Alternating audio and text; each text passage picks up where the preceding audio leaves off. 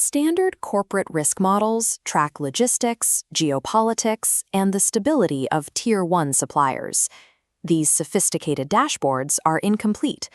Global logistics relies on massive physical infrastructure, the deep-water ports and heavy machinery required to move millions of tons of cargo. This entire system sits on a hidden foundation. When that foundation degrades, the visible supply chain breaks. This foundational layer consists of the ecosystems and biodiversity that support all economic activity. Biodiversity functions as hard, unpriced biological infrastructure.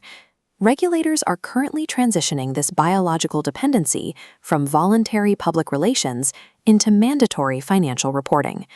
Failing to price in these dependencies creates a critical vulnerability in modern corporate strategy. Biodiversity is the interaction of millions of species that construct and maintain functional ecosystems. These systems represent a Tier 0 dependency beneath standard suppliers. They provide hard operational inputs: clean water, air purification, crop pollination, and pest control. Without them, operations halt or production costs spike. Every species lost degrades a specific functional mechanism within this biological infrastructure. Standard corporate models assume these natural inputs are an infinite free resource. Intact biological infrastructure requires density, like the overlapping layers of a functional forest canopy. The extraction of raw materials depends entirely on the health of these untouched systems. Every ecosystem lost translates into a quantifiable service lost from the operational balance sheet. The Philippines serves as a primary model for this geographic risk. As one of the world's 17 megadiverse countries, it provides exceptionally dense ecosystem services. It is also a critical biodiversity hotspot facing immediate threats. Multiple threat vectors are currently causing this biological foundation to destabilize.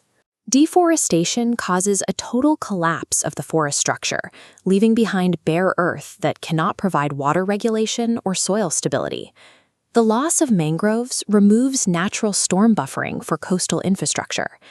Draining wetlands replaces natural water purification and storage with artificial aquaculture grids.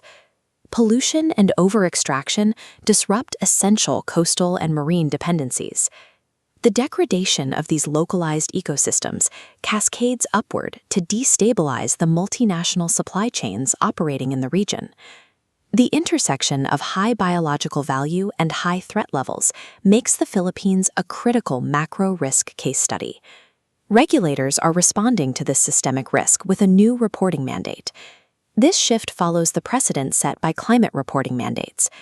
This chart shows the adoption curve for the Task Force on Nature-Related Financial Disclosures, or TNFD.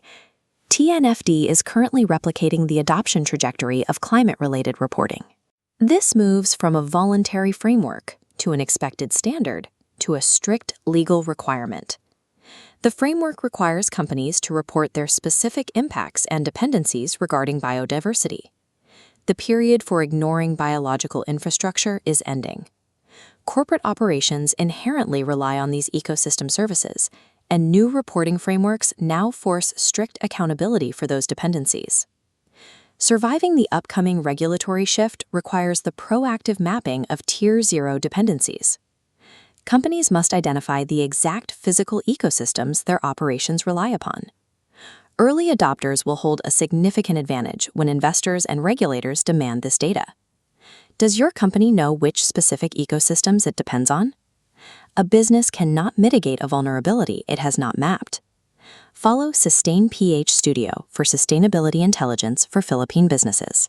Integrating Tier 0 dependencies into the corporate risk model ensures the continuity of the supply chain.